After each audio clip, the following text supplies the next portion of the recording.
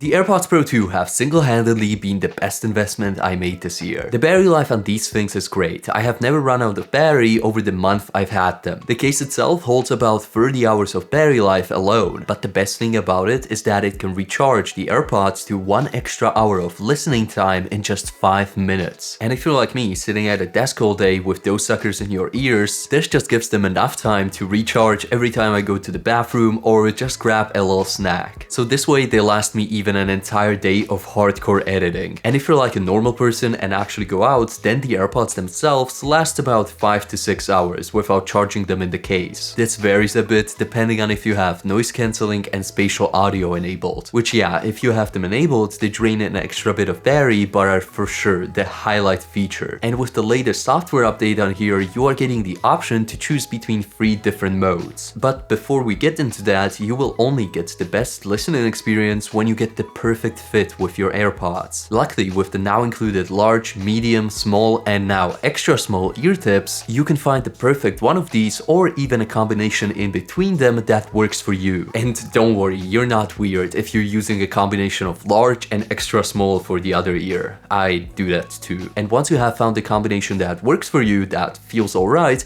you can double check with Apple's inbuilt checker. I found the best way to know is to track how quickly it says that the fit is good. Because for example, in my scenario, it said the fit was alright for 3 different sizes. But when I checked again, it approved the medium size way faster than all of the other ones. The next step is going to be to set up personalized spatial audio, which should enhance the whole listening experience for directly your ears. But the thing is, I'm not like a huge audiophile, but I didn't really notice a big difference. So I'm pretty keen to know if actually a lot of you guys saw a difference between like regular mode and then personalized spatial audio. So let's get to the modes I was talking about before. And as I said, there are 3: transparency, noise cancelling, and adaptive. Transparency is straightforward to understand. If you want to listen to some beats or just hear a podcast while still paying attention to the outside world, then this mode is gonna do the job. It sometimes feels like you don't even have your AirPods in. And when you do have them in, you can still listen to whatever you want as an extra layer on top of the external world. Also, when you sometimes have trouble with people speaking around you and you can't hear them right,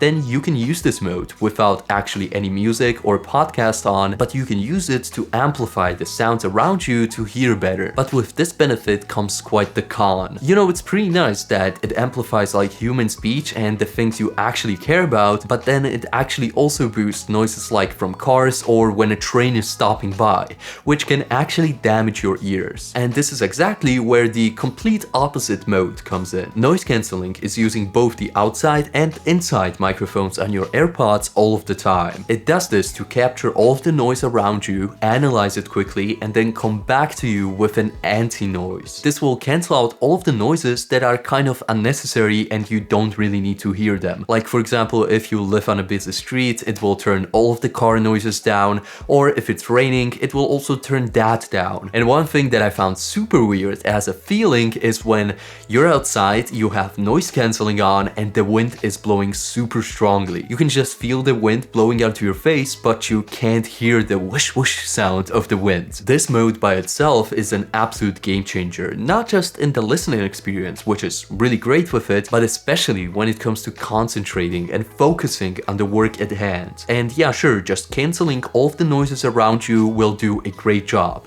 but you can take it up a notch. You can simply use the accessibility hearing feature, which will play sounds into your ears directly. And I love the entire selection of the 6 sounds that you have available. And my favorite has to be the rain one. One time when I was traveling home from school in the train, I turned this on and I don't know where Apple actually records these sounds, but they must do it somewhere near a road where no car really drives on, apart from the one who gets there like once every hour, because I was just sitting on the train listening to my rain soundtrack while I was reading a book, and suddenly I heard this swoosh sound going across my AirPods, and I was so surprised by this that I literally jumped out of my seat, and the old lady right next to me probably thought that I was an absolute weirdo. Anyways, back to the topic. So one of the other options is all of these noise sounds, and these work in a really cool way. Essentially, when you play them, you really hear them for like the first 15 to 20 minutes, but after that your ears get used to it and it becomes the new baseline for your hearing. That means pretty much all of the noise that even got through the noise cancelling mode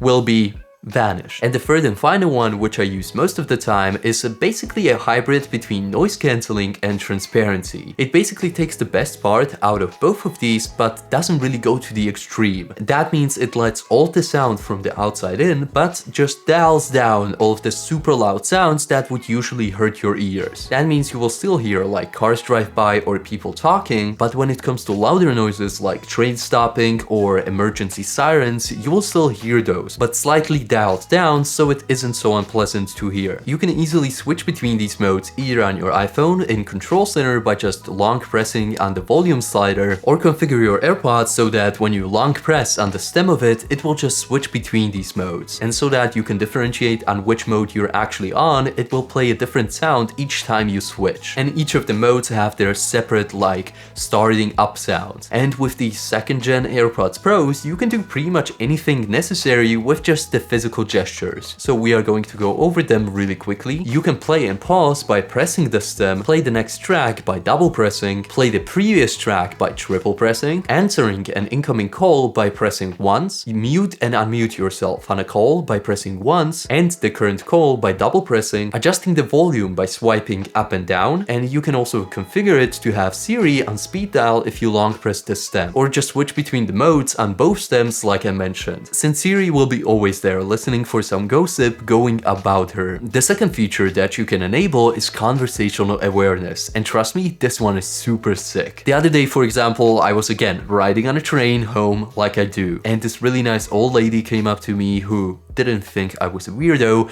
and was asking me questions. And just after like 2 seconds of talking back to her, my AirPods noticed that I was talking to someone, so they turned down the volume on my podcast. Actually, when you're listening to music, it will just dial down the volume, but if you're listening to a podcast, it will stop it entirely, so you don't miss anything. And going back to the story, to be honest, I actually pulled out my AirPods even though Conversational Awareness did its job, but the lady couldn't have known that I was actually paying attention to her without me plugging them out. But I'm really surprised about how many people actually don't care about you having your AirPods in while talking to them. Because like, yeah, the younger generation will understand that, yeah, you have like something like conversational awareness and you can hear them fine, but the older generations just absolutely ignore it. And I thought that this would be much of a bigger problem, but as we go into the future, it's gonna be even less of a problem. And maybe even some days when I go on the train again, I will see old ladies wearing AirPods Pros rocking that transparency mode to boost up their hearing. And the third set of modes that you can choose from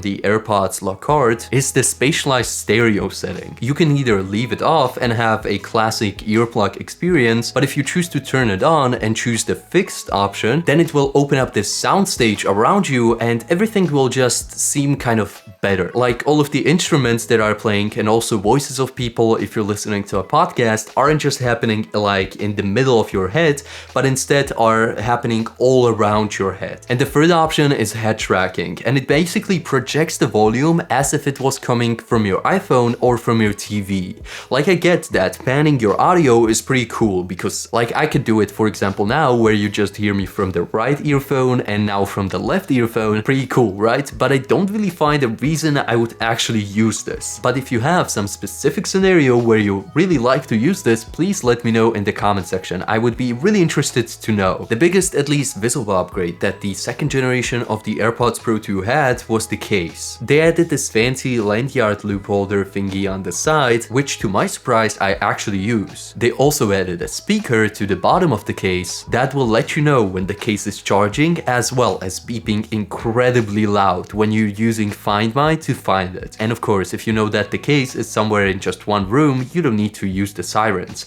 You can just use the little compass app that will guide you directly to the case. Basically, the U1 chip inside of this case acts like a little AirTag, and you don't even need a cable to charge these because it supports MagSafe, Qi charging, and also the tiny little cute Apple Watch charger. Also, I did quite a lot of research on which specific case to get for the AirPods, because most of them were quite overpriced and most of them were just bad, to be honest. So I ended up with this one from ESR, and I'm not sponsored in any way, shape or form, I just like the overall look of it and also this little magnetic snap feature that lets it sound as good as new. And it's pretty accessible, coming in at just about $25. And also you see that right, I mentioned that I bought them about a month ago and I still have the lightning port. And I actually chose this one over the USB-C one, because to be honest, right after the event, I was thinking about buying just a new one, but then this one came on a discount of $60, which is quite the hefty amount when you consider the price of these things. And I would be curious if you guys would have made the same decision as me, sticking with the older one at a discount. So my whole reasoning behind this decision went something like this. Number one, I will be always carrying around a lightning cable or a MagSafe charger, since I'm still using the 14 Pro. And number two, I won't be upgrading my iPhone for at least another year. And by the time I upgrade, I will probably be getting a new pair of AirPods and just sliding these old ones over to my younger brother. Since we all know that if you have slightly older tech, you can just slide it over to your younger brother or your mom and get yourself the newest version. So that's gonna be it for today, and I will see you in the next one.